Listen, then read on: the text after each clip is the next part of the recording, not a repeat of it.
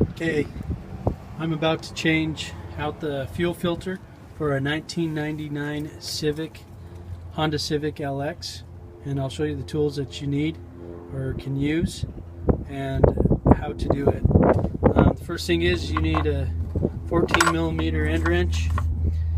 You can either get a 10 millimeter deep socket or just a regular socket with an extension. Obviously the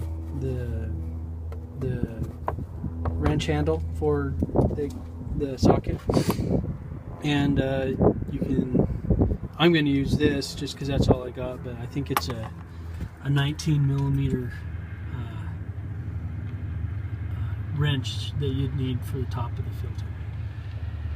First off, what you want to do as far as sequence of events is take off the bottom, which I've already done right here, and then next you'll want to take off the top, and then you, with your deep socket or your extension, you want to loosen the clamp that holds the fuel filter on, and it's screw, you can see it's right there.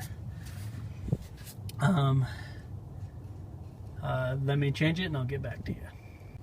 Okay, so now I've loosened all the bolts, and now it's just sitting in the harness ready to be removed. Notice how I got gas leaking. This is a beater car. I'm in my own driveway. There's other YouTube videos you can YouTube to figure out how to not get to depressurize the gas line. I'm not too worried about it. If you are, there's plenty of information out there for you. I forgot to tell you guys, when you are taking off the original or old fuel filter, there's a brass washer that you'll have to keep. So now we'll remove the filter. I loosened everything, and we got the old filter removed there, and the new filter is here, and the new filter came with plugs on either end. I just took those off, and now I will reattach everything the way it came on, and show you how to do that. Okay, I wanted to show you something before I got too deep into it. So I'm putting the harness back on, and it's a lot easier to put it on the screw back in when you do it by hand, and then you can just screw here and then tighten it up later. So that's a good pointer. Also, another word of advice I would say is, before you tighten up everything, you know, your harness, I would go ahead and start, you know, all your hoses going to it. That way, if there's any jimmy you have to do, you can do it pretty easily and quickly.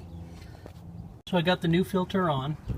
The next step you ought to do is just turn your key, don't start the car, and you'll hear the fuel pump come on, and it'll pressure up your lines, and then you can come back and make sure that there's no leaks. If there is leaks, then you'll have to just solve that on a case-by-case basis. You just might need to tighten some fittings. These are brass fittings, so they'll give into the steel that they're screwed into.